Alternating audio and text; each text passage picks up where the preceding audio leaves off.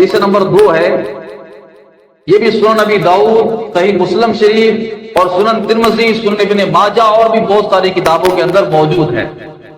حضرت ثوبان بیان کرتے ہیں کہ آقا علیہ السلام نے فرمایا بے شک اللہ تعالیٰ نے میرے لیے پوری زمین کو لپیٹ دیا ہے اور میں نے زمین کے مشارق اور مغارب کو دیکھ لیا، نگاہ مصطفیٰ پہ قربان جائے کہ مکہ کے اندر بیٹھ کر زمین کے مشرق کو بھی دیکھ لیا ہے اور مغرب کو بھی دیکھ لیا ہے۔ یہ پوری حدیث بیان فرمائی آقا علیہ السلام نے۔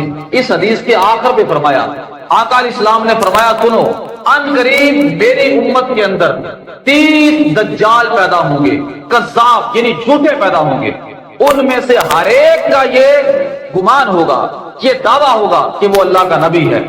اور سن لو، لا نبی بعدی وانا خاتم النبیین، میرے بعد کوئی نبی نہیں آئے گا، میں اللہ کا آخری نبی ہوں۔